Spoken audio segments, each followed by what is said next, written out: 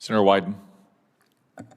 Thank you very much, Mr. Chairman. General, enjoyed talking with you, and I think you know that one of the key issues for me in this position is basically adhering to what Ben Franklin was talking about, who said anybody who gives up their liberty to have security doesn't deserve either. And that's what we talked about. And I want to, as we talked about, get into some more kind of specifics, not to like pin you down or something, but to get a sense of where you're actually headed on striking that balance that I think is so essential.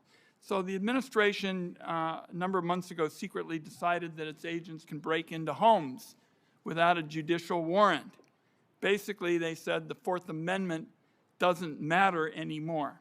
So here's the question, a little bit broader than I talked about with you yesterday, so we can see if we can find some common ground. And that is, General, if you are directed to target people in the United States for surveillance, will you insist that there be a judicial warrant? And I would like to have a yes or no answer to this, and happy to have some context. Yeah, Senator, again, I appreciate the opportunity to speak with you yesterday.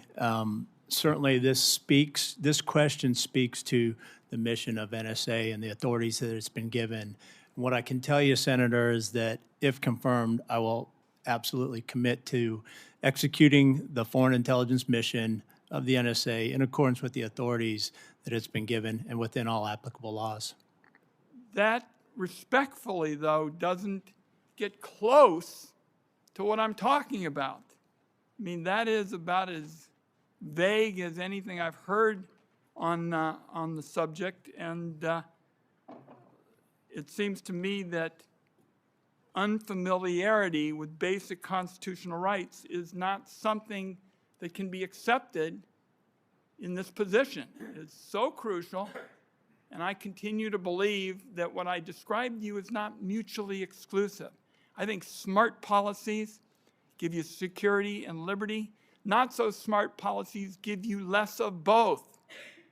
So would you like to take another crack at perhaps telling me a little bit? As I said in the office, I'm interested in hearing in your words how you might deal with one of these issues, not to spell it out in text and the like, but to get a sense of how you would strike this extraordinarily important issue in a sensible way. Well, Senator, as we discussed, I have utmost respect and commitment to the civil liberties that are outlined in the Constitution.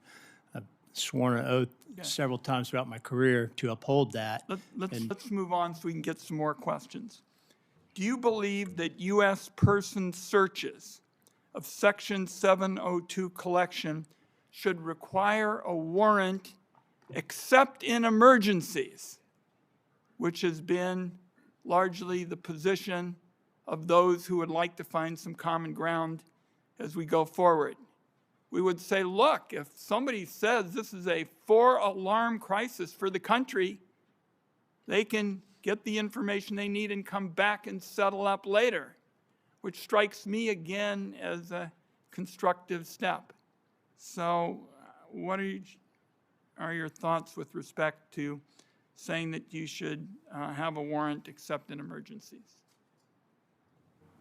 Well, Senator, that's a topic that I'd need to look into and get a better understanding to give you a more fulsome and complete answer on that one.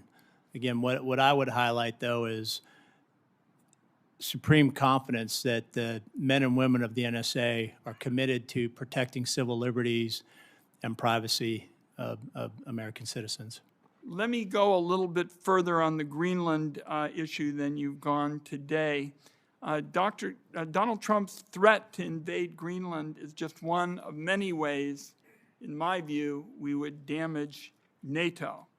You talked about the importance of intelligence relations and intelligence relationships. How concerned are you that these relationships could be damaged by the current tensions that we are talking about now with Greenland?